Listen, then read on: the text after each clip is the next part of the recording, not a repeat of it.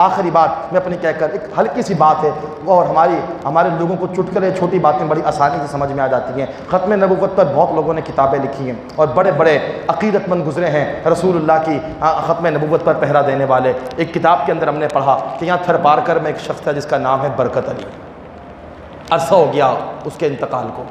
बरकत अली उसका नाम था और क्या कहते हैं उसको, जो लकड़ी का काम करता है वो काम किया करता था वो। तो एक कादियानी वो उसके पास पहुँच गया तो उसे समझाने के लिए, मजदूर है वो लकड़ियाँ काट रहा है, तो जाकर उसने उससे कहा कि भाई मेरी बात आप सुने। तो उसने कहा कि जी हाँ। कहा कि एक हमारा भी नबी है। उसने कहा है, वो कौन सा नबी है तुम्हारा?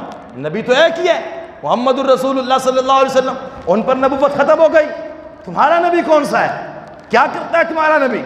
हमारा नबी तो चांद तोड़ देता है, हमारा नबी तो डूबे हुए सूरज को वापस पलटाता है, हमारा नबी तो पत्थरों को पानी पर तिराता है, हमारा नबी तो दरख्तों को ज़मीन चिबाकर अपने कदमों में बुलाता है।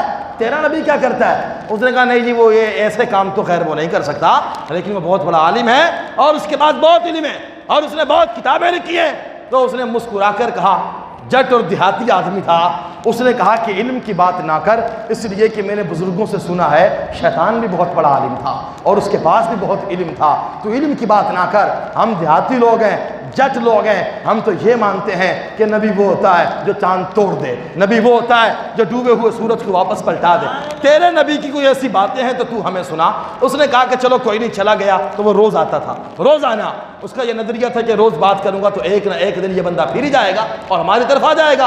पत्थर पर भी अगर एक कतरा रोज़ गिरता रहे तो पत्थर के अंदर भी सुराख हो जाता है। वो रोज़ आता रहा कि चलो कभी ना कभी तो ये शख्स जो है ना मेरी बात को मानेगा और हमारे नबी की तरफ आ जाएगा। लेकिन वो बंदा इंतहाई पक्का था, उसका अक़ीदा बड़ा मजबूत था रसूलुल्लाह के साथ, अगरचे देहाती था। एक दिन ये कादियानी आया तो वो बैठा अपने कुल्हाड़े को तेज़ कर रहा था। जैसे ही वो कादियानी आया उसने आकर बैठा और गुफ्तगू शुनीद की। कहा कि क्या हाल है? कहा ठीक है, बिल्कुल खैरियत से। बेटा कहा हमारी बात भी सुनेंगे? कहा कि आपकी बात सुनने के लिए तो बैठे, आज आपकी बात सुनेंगे और आपका आज हम फैसला भी करेंगे। अपने बेटे को आवाज़ लगाई, बरकत अली उसका नाम था, बेटे का नाम रहमत अली। कहा कि ये दरवाज़ा बंद कर दे आज घर के सैन का, आज मैं इसका फैसला करता हूँ। वो डर गया।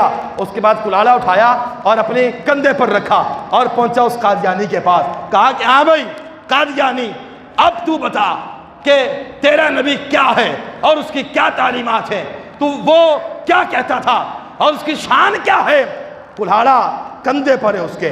जैसे ही उस कादियानी ने सुना, कहा कि उसकी तो कोई तारीफ नहीं, वो तो इंतहाई कमीना है, वो तो कुत्ता है, वो तो बेगैरत है, वो नबी कब से, वो तो इंतहाई इस दुनिया का खिंजीर है, सुअर है, मरेगा तो मरते ही जहन्नम में जाएगा।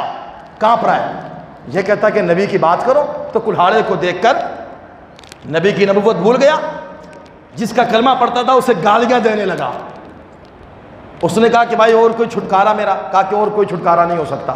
उसके बाद इसने ये कुल्हाड़ा दे दिया उस बंदे को और उसके बाद ये खुद लेट गया बरकत अली ज़मीन पर। इसने कहा कि बस फैसला होगा, हमने कुल्हाड़ा तुझे दिखाया और तुझसे तेरे नबी की बातें पूछी तो तूने उसे गालियां दी। ये कुल्हाड़ा अब तेरे हाथ में है, मेरी ज़िंदगी भी तेरे हाथ में है। अब तू मुझसे पूछ मत, बल्कि पाँव से मेरे जिस्म को काटता रहे। मैं अपने नबी के ख़िलाफ़ बात नहीं करूँगा, बल्कि तू मेरे जिस्म को काटता रहेगा और मैं ये कहता रहूँगा कि सरवर कहूँ कि मालिको मौला कहूँ तुझे, बाग़े खलील का गुले ज़ेबा कहूँ तुझे। तेरे तो वस्फ़ ऐबे तनाही से है बरी, हैरान हूँ मेरे शाह में क्या क्या कहूँ तुझे। लेकिन रज़ा ने ख़त्म सुखन इस पे कर दिया कि खालिक का बंदा और खल्क का आका कहूँ तुझे। ये ख़त्म नबुव्वत है।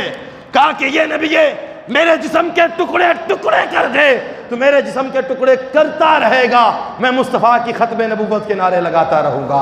परवरदिगार आलम हम सब को रसूल अकरम सल्लल्लाहु अलैहि वसल्लम की ख़त्म नबुव्वत का तहफ़्फ़ुज़ करने की तौफ़ीक़ अता फ़रमाए।